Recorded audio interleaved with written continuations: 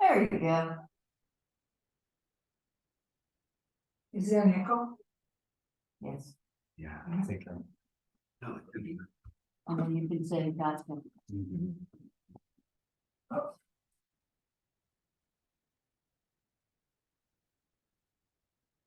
It's on the computer that you have to turn off the volume. Yeah. Otherwise you get the echo. Did Okay. Well, there's the microphone and then there's the volume button. There's the Zoom and computer. I only did.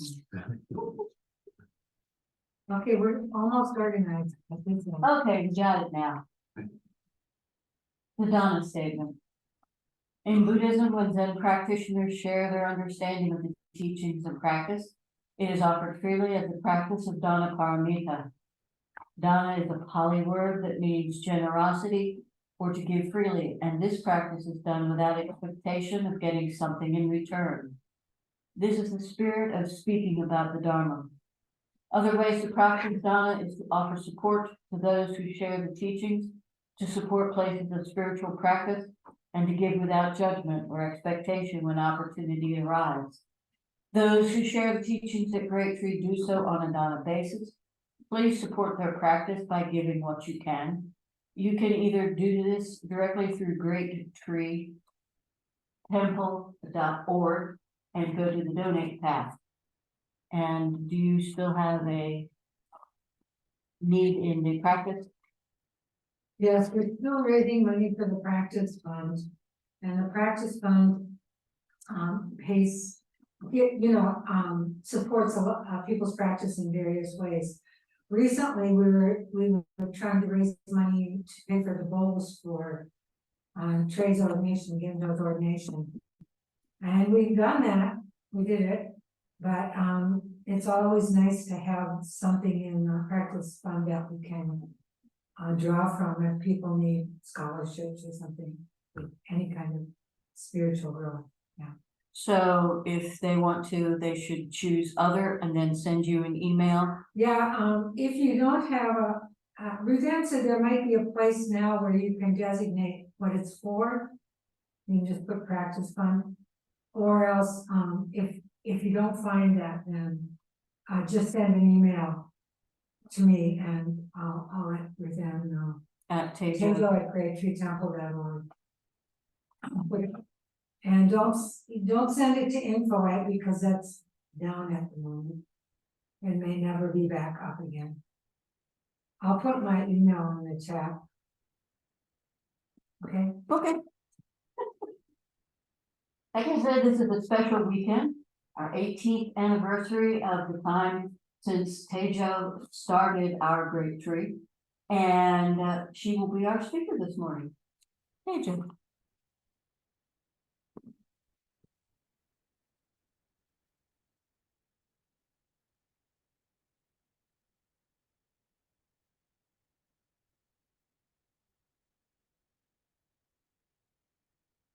Good morning. So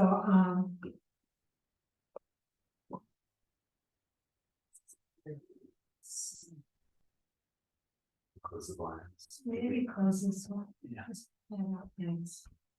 So yeah, I named this this talk Happy Birthday Great Tree, but then someone that looked at the flyer pointed out that that was a little confusing because tomorrow is the anniversary party, and so anyway, Randall renamed it. I think he named it a retrospective or something like that. So anyway, I've been thinking about this a lot because recently a couple different people have mentioned to me that next year the Lance Foundation is offering grants for women leaders in Buddhism or something. That's the thing. And so they said, oh, you should apply for a grant. And I thought, oh, I don't want to get involved in a project because you got to have some kind of project to get a grant. But then after I went to San Shinji's 20th anniversary and experienced the kind of sharing of a book that was put together by Shohaku students on commentaries on Vasco Dogan's Shobogenzo. I think he wrote one of those. And I started thinking, oh, maybe we could do something like this for Grapetree for the 20th anniversary. But then I thought, no, that's the kind, Shohaku's students study Dogen, and that's their whole thing, and that's not really what Grapetree is about. And so it would be quite a deal for us to try to pull something like that together. And so I kind of let it go, and then I started thinking what we really need is a history, because we never kept journals. And just to give you some perspective of the value of having a history, when I was at, when I was at Tassajara, 1983, in the summertime, we took turns staying in the gatehouse and doing fire watch, which meant that you went and checked. There was no electricity, and so everyone had these globes, kerosene lamps. And so you went and checked that all the guests were, monitoring their lamps, and because sometimes they flared up and then became a fire hazard. So that was one of the things, and you had to walk down and make sure there wasn't anything, any problems. You had to walk down to the end of the property, but one of the things we did was we had to sleep in the gatehouse overnight. One person did it each night, and in the gatehouse I discovered the journals from the beginning of Tassajara. And I'll tell you, it's a really good read. The directors of Tassajara diligently wrote down every day, kept some kind of journal.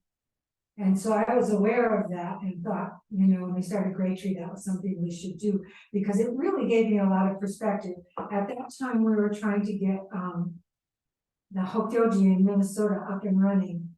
And we were all just like so gung-ho, and we wanted to just make it all happen all at once.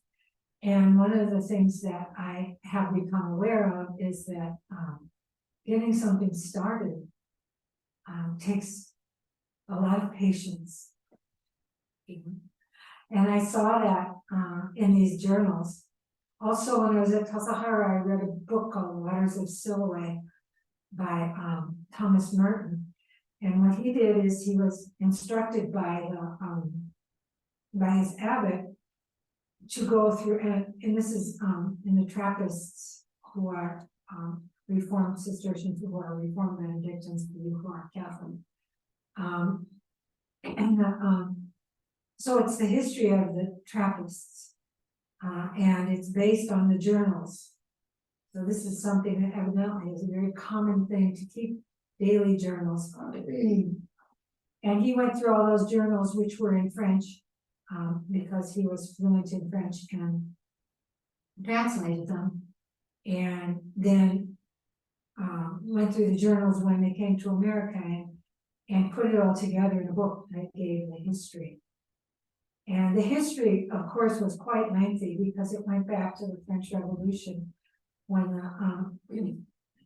all the monastics were kicked out of the monasteries and in France. And so it's a lengthy history, and you can just kind of see, especially after they came to the United States with nothing really, but somehow they got hold of some land and just worked the land. And this is specifically the ones in Kentucky. So when I read that, it also gave me a perspective, because I was noticing how each generation added something. If you go to Gethsemane in Kentucky now, it's a big place, and it has, a whole guest department and a whole monastery, and they have a huge amount of land that I'm sure they've acquired over time. And Gethsemane's been there since, it's the French Revolution, since the early, probably 1800s. I'm not sure exactly when Gethsemane got started there, but you know, I became aware of the different stages of development that Gethsemane went through. First, they were just surviving, and some of them didn't survive, just growing their own food and just building their own place. And then each generation was able to do a little bit more because of the ones behind them. And so I realized, in terms of Pokyoji, that that's what was happening. We were the first generation. And that gave me a lot of perspective. And then a few years ago, in 2017, I went back to the convent where I used to be. It's a Benedictine convent in Yankton, South Dakota. And these nuns had come from Switzerland in 1867. And at the request of one of the priests in Missouri originally, because he needed help, Catholics in Missouri. And so that was how this convent originated with 5 nuns, and then they already split pretty early on because they had different ideas about how it should happen, how it should be. But both groups flourished. And at the time that I went back in 2017, I discovered that a few years after I left the convent, there had been a history that came up because it was 100 years. This was back in the 60s, 1969. And so I dug up this history, it's a book, and I read that. Again, it made me feel as if, starting something like Great Tree is a process. And of course, the process is the practice.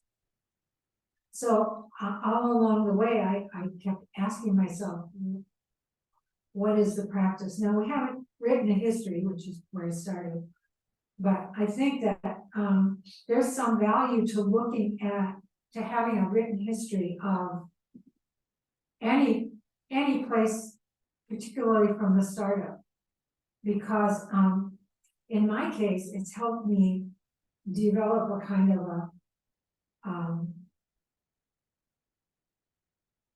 both a faith in what can be, and knowing that it's kind of an evolving kind of thing all the time, and also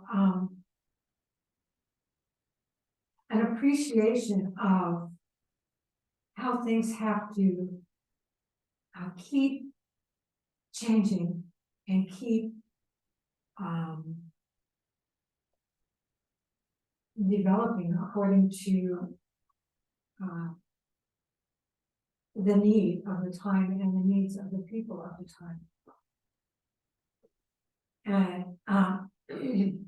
so this brought me to when I was thinking about this week, it brought me to the one of the core questions in my practice almost from the beginning, and actually this goes back to my Catholic experience in my youth, is what is the value of what has been, and you could say tradition. In the case of Great Tree, we don't have enough history to call it tradition.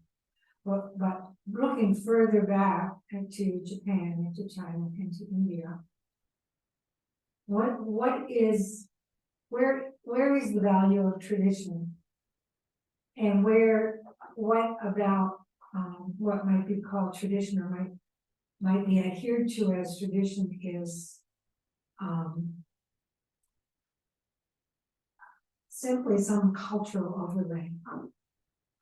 And I feel like this is a very important question. This came up at a monastics gathering, which happened in 2021, 2020, I think.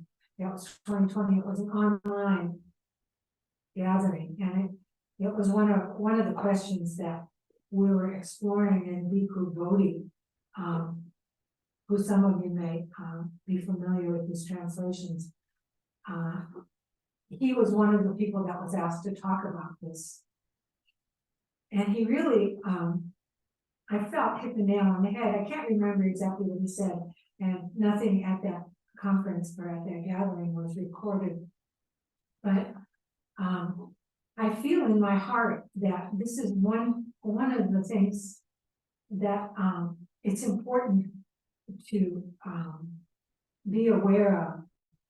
And that is that there are some certain things that come to us, that are passed down to us, which we can call tradition. And the reason that we have received them in our practice is because they help us to awaken to something. And they have great value for that reason. And at the same time, there is this tendency to hold on to something without really, it's just like, paraphernalia. It's just like extra stuff that you don't need. And of course, I saw this in the Catholic book. I saw that there was a lot of things that historically had been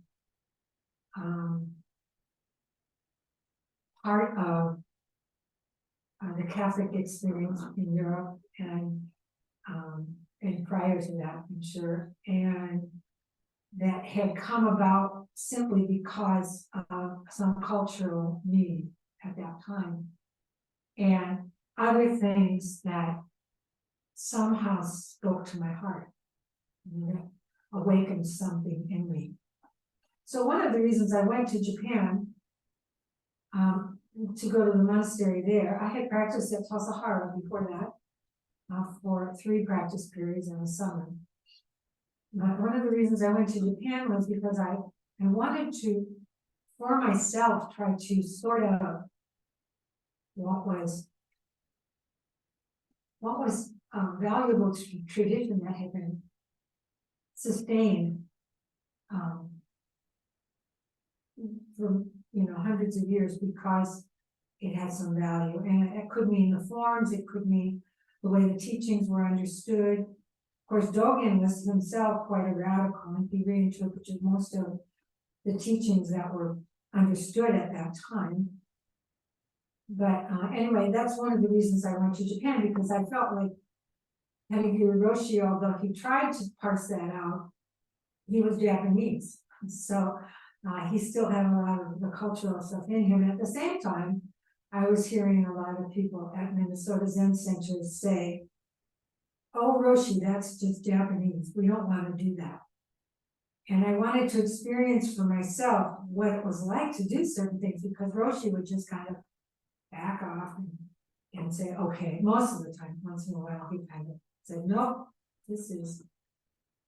And so, and having had a little monastic experience in the Catholic Church, I also recognize that a lot of the things about Catholicism, about that Hidegiri Roshi was trying to present to us, were not so much Japanese as they were monastic, because basically Zen is a monastic tradition, Buddhism is a monastic tradition, and I think that Dogen tried to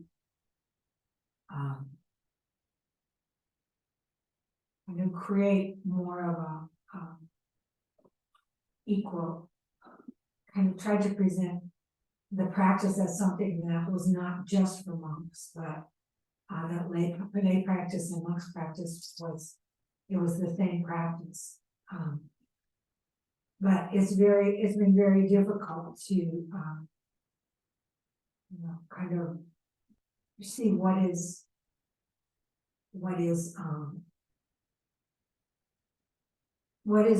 the value, what is the importance of leaving home and practicing the way, and what is the value of staying at home and practicing the way, and how are they the same?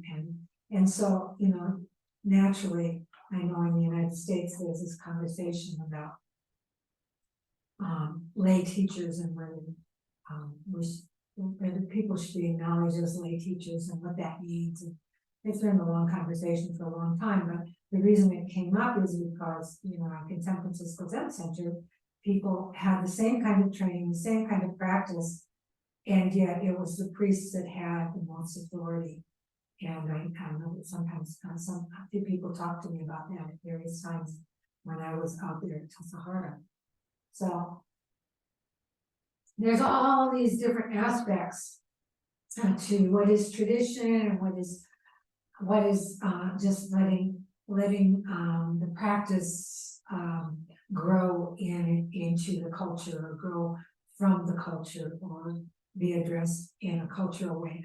And so all of this came up because I was thinking about how I first had the vision about Grape Tree in 1983 when I was at Sahara.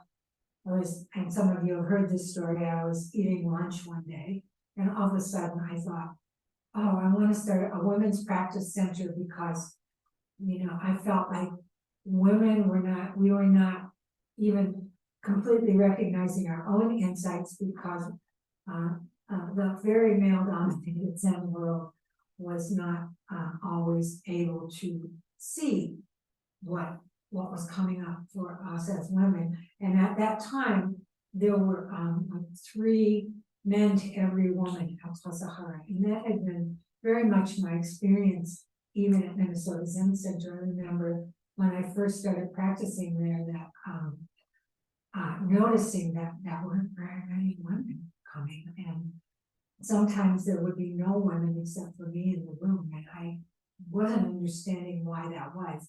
And part of it was because the women that were involved with the Zen Center were at home taking care of their kids because they had little kids. But part of it, I think, is that Zen, as it's developed, has not had a balance. There has not been a balance. So it's just kind of, especially in Japan, it's developing that way. But it's true in other Asian cultures too.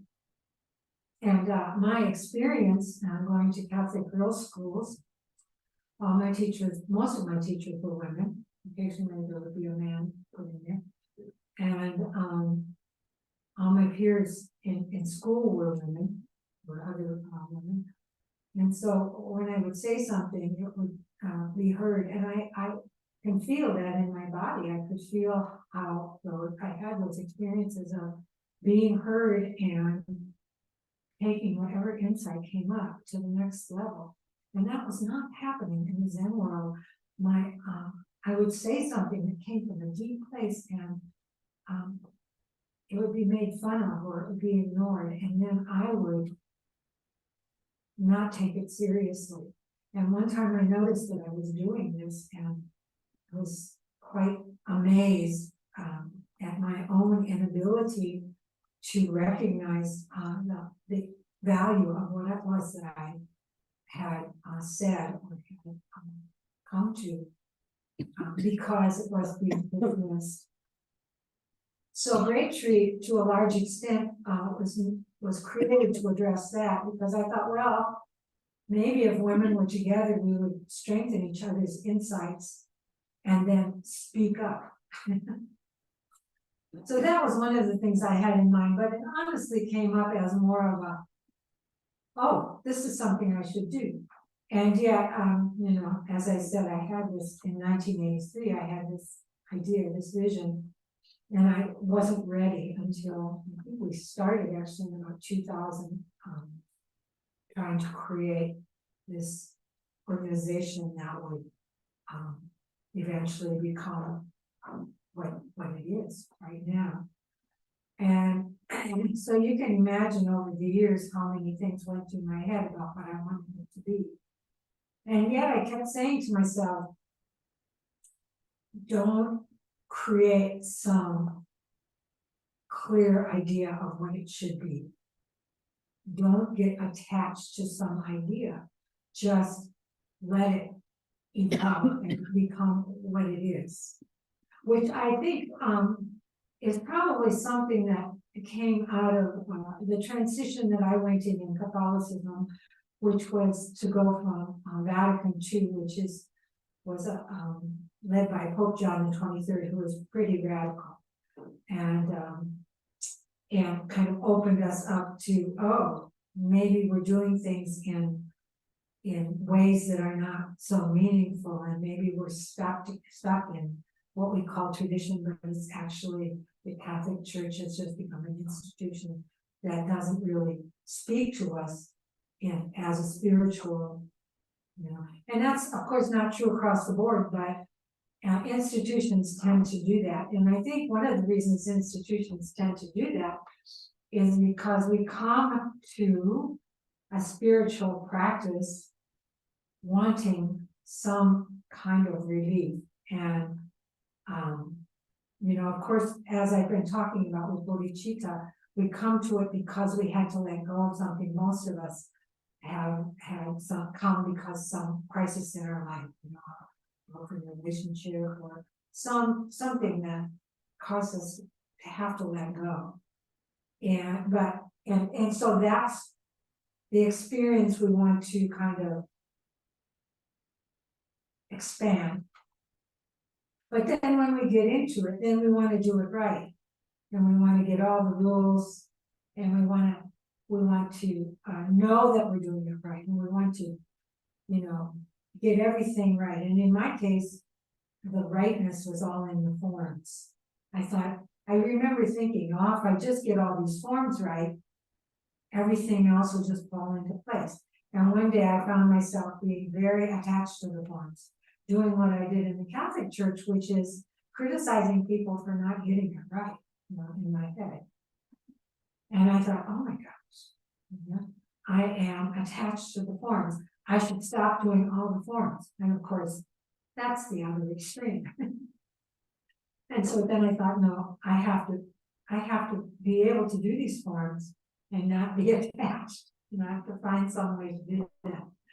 But I think my point is that even though we're seeking this freedom, which comes from letting go, we still are stuck with dukkha, which is trying to hold on to something, you know? And so it's always been my hope or wish that we could try to, that we could continue to keep that kind of openness. You know, when people first come to this practice, you know, beginner's mind is a big thing in Soto Zen practice. And the reason it's a big thing is because when we first come to this practice, we do come probably without any idea of what we're getting into. Even if we have an idea, we don't have any idea.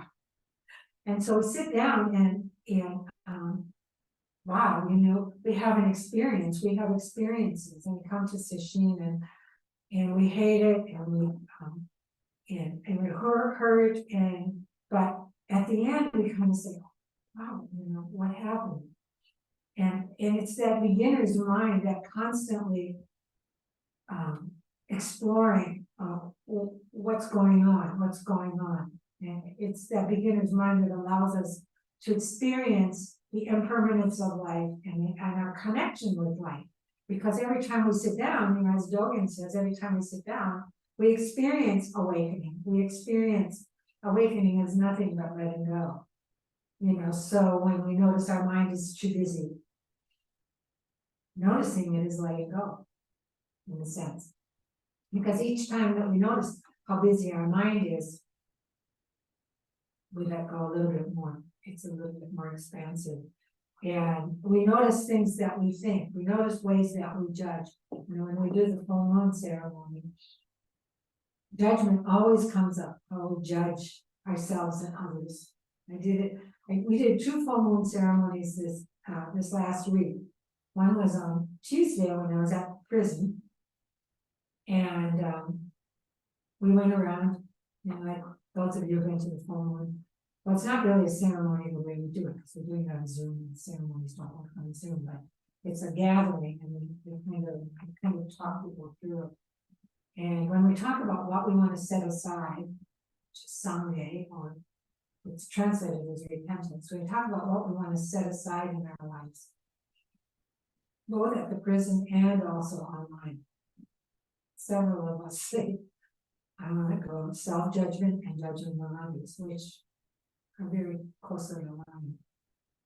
You know, so noticing in Zazen how we judge ourselves, and how quickly that judgment happens. I became aware of how quickly that happens. We let go. a little bit. Takes a little bit of the attachment away. So, so for me, the forms represent some kind of tradition. It's the Soto Zen tradition, which probably came from China, but certainly was influenced and tweaked when it went to Japan, because it has a very, what I know has a very Japanese style. And it doesn't matter really which forms we follow, but the forms have been very carefully thought out. The ceremonies, you know, if you really look deeply at some of the history of the ceremonies or the meaning of the ceremonies, they've been thought out and they've been figured out, and who knows how it all developed, you know, how things develop. But I think on the one hand, we need something to start with. We need a little bit of structure. I came back from Japan saying, oh, ceremony is just meaningless. We don't need ceremonies. We don't need rituals, just Zazen. They all came for Zazen. And I came to North Carolina and I just said Zazen, Zazen.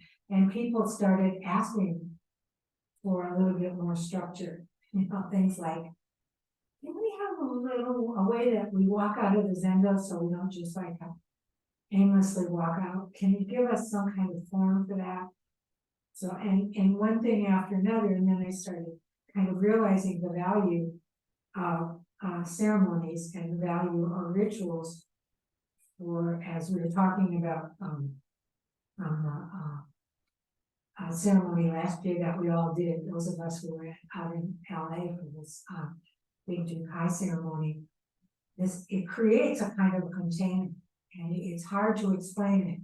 But when we're all doing the same thing, it brings us together in a certain way. And so there is some great value in these ceremonies that they pass down to us. But the value is in the meaning, it's not just in the forms. And the forms the forms are like the dance that keeps us moving, keeps it flowing. But if we may not be able to understand the forms as they've been presented from a Japanese perspective. So how do we find meaning and at the same time not lose the movement? One of the things about the way we've been doing the full moon ceremony, the full moon gathering, I call it, like I say, it's hard to do a ceremony online if you don't actually have people in the room. But one of the things that is lost in that is the movement of the group together. You know, the dance, the flow that comes about by, first of all, everyone trying to figure out what's going on and what we need to do and what the forms are, and then learning how to do it together, and then just the movement. That's my experience of dance. First, learning the steps. Everyone's trying to learn the steps. Then we learn the flow of moving together. And then suddenly we are dance. And we don't know when that shift happens. And it doesn't just happen within the forms. It happens within the schedule. When I make a schedule for Sishteen or for anything else, I choreograph it. I'm trying to find the movement together. How do we flow easily together? You know, and so there are ways of contemporizing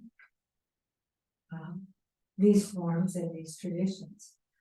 But this is, I think, if people, and the reason this has come up is because I'm thinking about trying to write a history, trying to pull together history, not write, but pull together a history from people who have practiced here, people who have been part of the forming of Great Tree.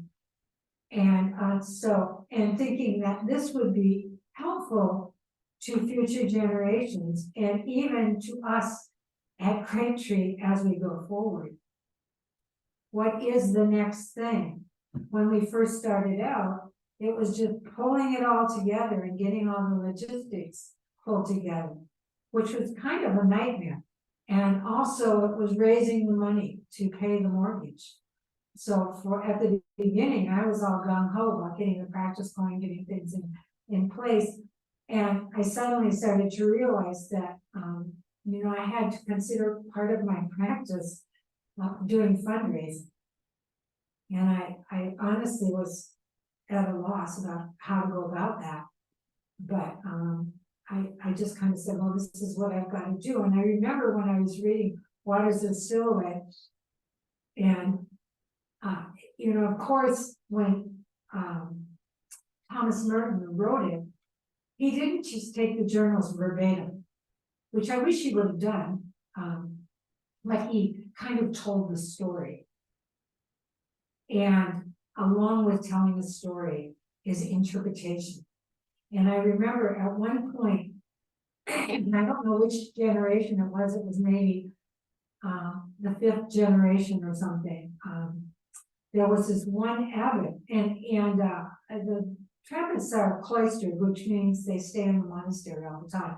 Now it's opened up a little bit according to some of the monks I talked to there, but not a lot. They're pretty much, they live at the monastery, and that's their life.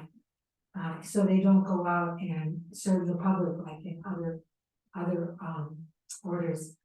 But he was criticizing this monk or this abbot for being gone so much and just going out and fundraising.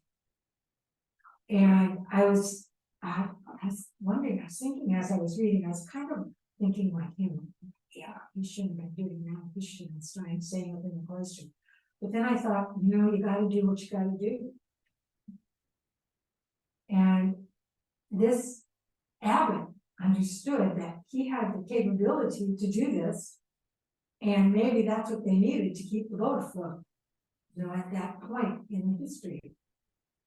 And I think it's very, very important for us to remember in our practice that there are different things at different times. It's not just true in creating a place like Great Tree or a place like Gethsemane or a place like Sacred Heart Convent.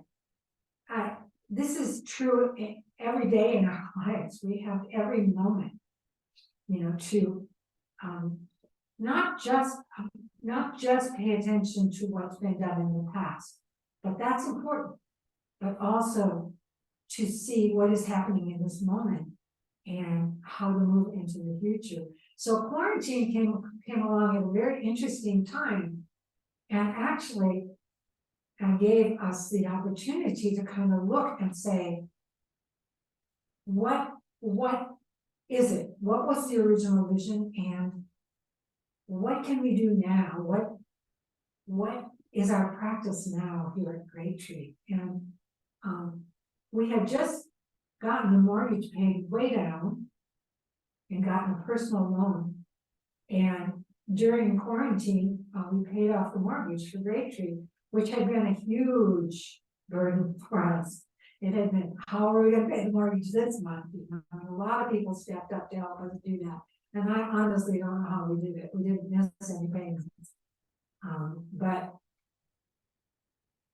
when we got it paid off, not only did I feel a lot of relief in my body, but also I felt like, okay, now this is not such a substantial part of what we're doing here. Now maybe we can look a little bit at how to deepen the practice here, because really this is what the support is all about. We are not just supporting a building, I mean, not just supporting, putting on a new roof. Those are all important things.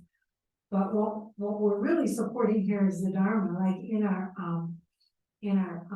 Dana statement, Dana is giving, is generosity, meaning it's beyond just giving. It's giving from our hearts. You know, there are some people, a few people that contact me from time to time and say, I have some time, is there something that needs to be done at Great Tree? That's supporting the Dharma, you know? It's supporting a place where people can practice. And so I've been thinking a lot lately, not just about what was the original vision, because you know, a big part of this original vision was to keep, not lose our sense of tradition. It's very easy for us to say, oh, how can we Americanize this practice? And I think that's very important. I think we need to consider where we are in our history. Not just with Zen, but with everything. You know, we live in a time of great division politically. And so that's one of the things that we have to address. Personally, and as a country, you know, and as a Sangha, as a country, as you know, as a part of the international community and part of the world and part of the universe. So that's, you know, we live in, this is the kind of world that we live in. This is the culture that we live in. And at the same time, you know, it's not the first time that there's been conflict in cultures in life. And historically, we can learn, you know, and conflict doesn't just come about. I mean, we're influenced by all of the conflict around us, but it doesn't just come about in a political world. It comes about when you're living with other people. Anytime that, you know, I mean, we all have conflicts in our lives. And I've come to realize that if we're going to have residents here at Great Tree, and a residential community, I think, is essential for keeping a practice, keeping a Sangha going. I really realized this in the monastery in Japan, because there were 35 of us, about 30 to 35, that were living there most of the time. And we would have twice that many people come for sessions. People would come in and come out. They would come for one day, they would come for 3 days, some would come for the whole thing, some would come for the first time for the whole 7 days. And this community that lived there, that practiced there every day together, really stabilized the sessions. In Minnesota, none of us lived there.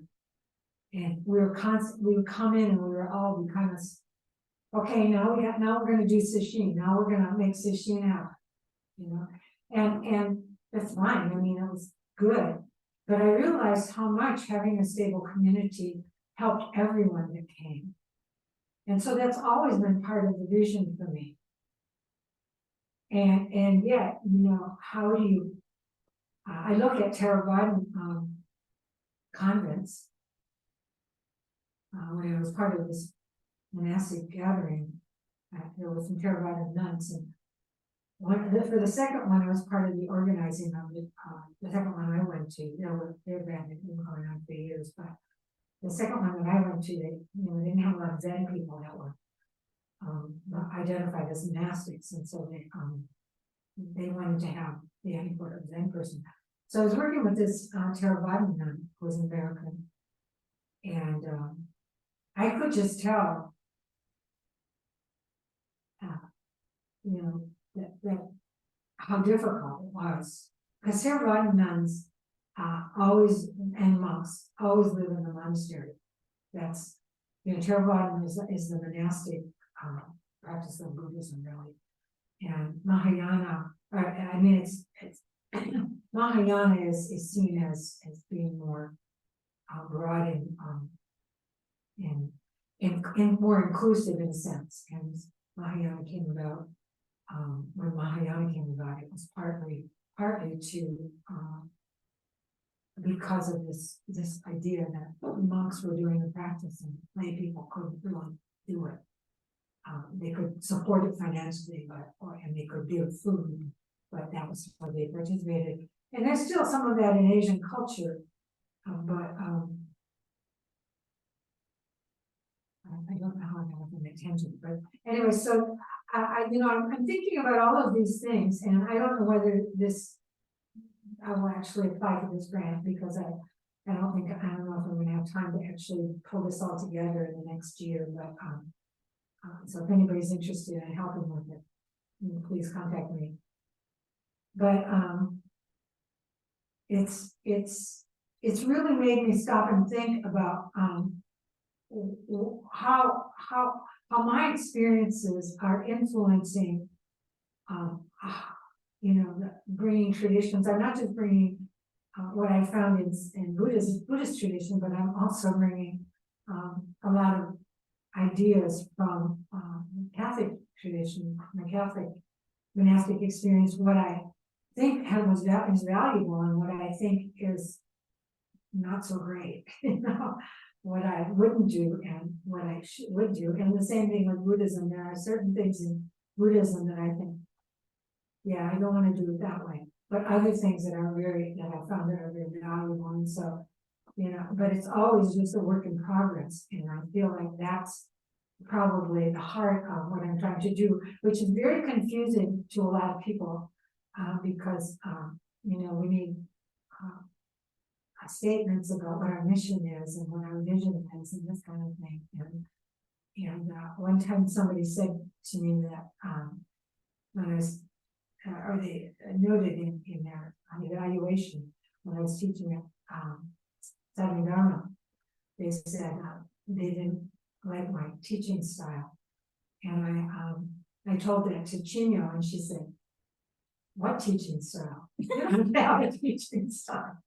And I said, "Yeah, I guess that's true." And I realized, that that's part of my teaching style, is that there's no teaching style. And I really believe in that. So anyway, I don't know how long, it's 10:55. Oh. Oh, sorry. Does anybody have anything they want to say? Don't hesitate if you have something.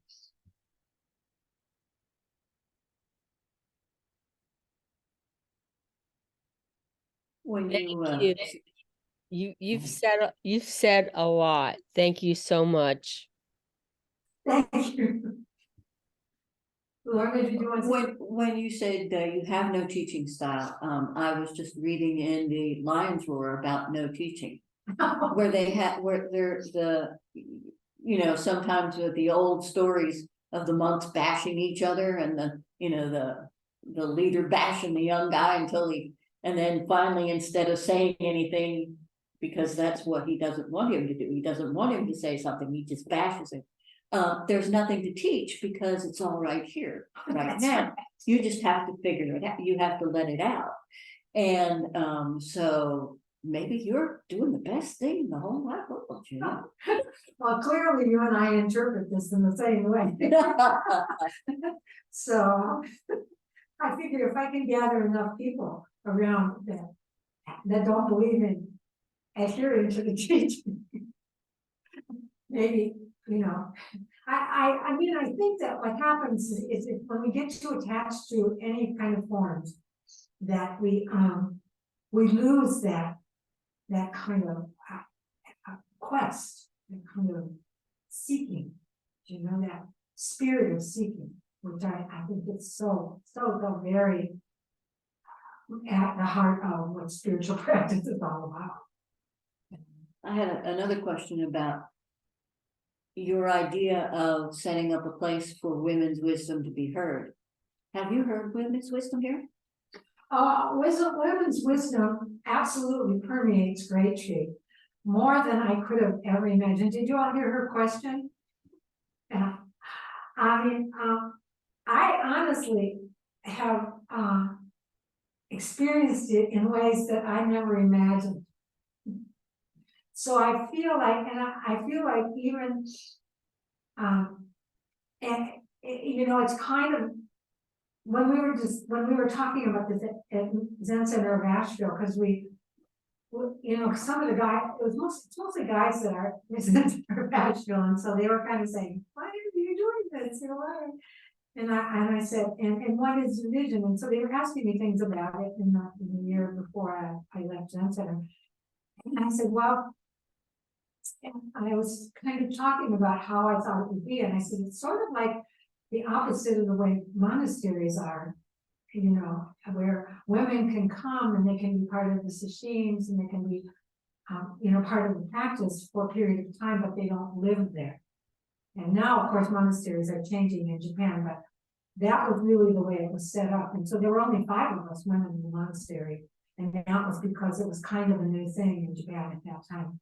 And it's gone through cycles. Kadagiri Roshi said there were women at Eiheiji when he was there. And then they stopped doing that. And, you know, so that's sense of separation. But the guys used to say at Hoshinji that before women came, some of the American guys, that there was something there that was different that they really liked. You know, that, so that, you know, there is something that develops differently when you're just with people from your own kind of something. You know? I just wanted to say something. I think beyond specific insights, there's a whole different feel at Great Tree that nobody is ever wrong. There is, in my experience, there has been a very different kind of atmosphere where I practiced in Atlanta, where there was very clearly a strong sense of that, okay, at least in me, and I know I wasn't the only one because I talked to other people too, that the way that you respond to questions, for instance, is not a head-on way. It's a much broader, encompassing kind of response that does not undermine whatever kind of direction the person, the asker, was headed in. And it simply fits it into a context. Anyway, I think there's something deeper and bigger about the fact that it's a woman's centered place in some way, in my experience anyway. Thank you. Thank you. And to follow up, if I may, speaking as only one of 2 men present right now, I just want to say that I appreciate the opportunity to be with women and to be taught by women, and the atmosphere at Great Tree. And I think it's a wonderful representative of the Kadagiri Roshi lineage, and I appreciate it. Thank you. I'll second that. Yeah, I just feel so grateful to be here, and that Great Tree is here when you're here, Teijo, and the Sangha. Yeah, I agree. I think the no teaching is the best teaching. It's, I think what you were saying, of, you know, pointing it back to within and just honoring and valuing everyone's unique experience, while also sharing what works for you and what brings is such a great guide, while not saying this is what you must do and this is the only way to do it.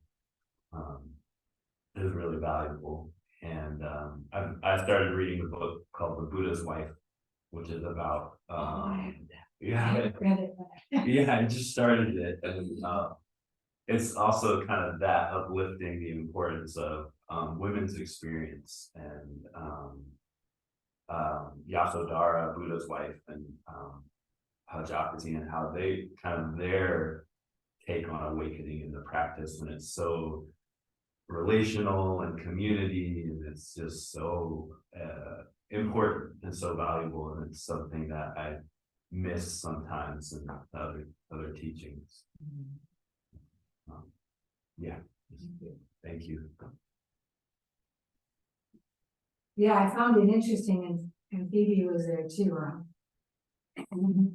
Carl Bielfeld, who is, I think he's retired now, but he was a professor at Stanford, and he did a lot of translation of Dogen, and he's been involved in a translation program project. It started by the headquarters, I think it's probably 25 years, and they translated an earlier version of Dogen's Shobogenzo.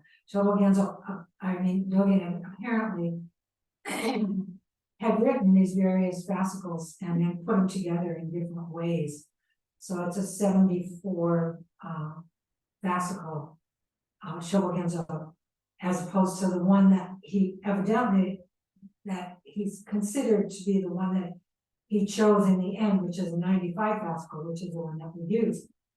And someone asked Carl whether he found a lot of differences in what kind of differences they found in 74 fascicle, whatever it is, that this shorter one. And he said, well, one of the main differences that they found was that Dogen Zenji wrote this fascicle called the Rahai Tokuzui, I think it's called. And it's supposed to be where he says, anyone can be your teacher. Women can be your teacher, I think he even says animals can be your teacher. I can't remember exactly what it says, but that was, I thought, oh, he's that's the one where they say, oh, he's inviting women, or he's saying that women can be your teacher. And he said, but the original one that Dogen wrote in a 75 fascicle Shobogenzo was much more extensively talking about women, going much more into it than the one that he eventually authorized. And so there was some question about why he had left that out. And there's some question in my mind, but it also, for me, it points a little bit to the fact that, I'm guessing that Dogen must have been restricted in some sense. Or he must have felt like maybe that was too extreme for his culture or something like that. But how does that influence how it was passed down? Since Dogen, since the 1200s. So that's an interesting question too. But what was it? You said something that I remember. Anyway. Buddha's wife. Yeah. Let's finish up. So tomorrow is anniversary. We'll have a ceremony at 11 on Zoom. 11. Yeah, 11. Right. And at those of you who, I don't know, most of you aren't local, but if you can come and you can bring yourself here, you can have waffles. We're reinstating our in-person waffle brunch. So I hope we used to have lots of people for this, so I hope we have lots of people. May the merit of this practice benefit all beings, and bring peace.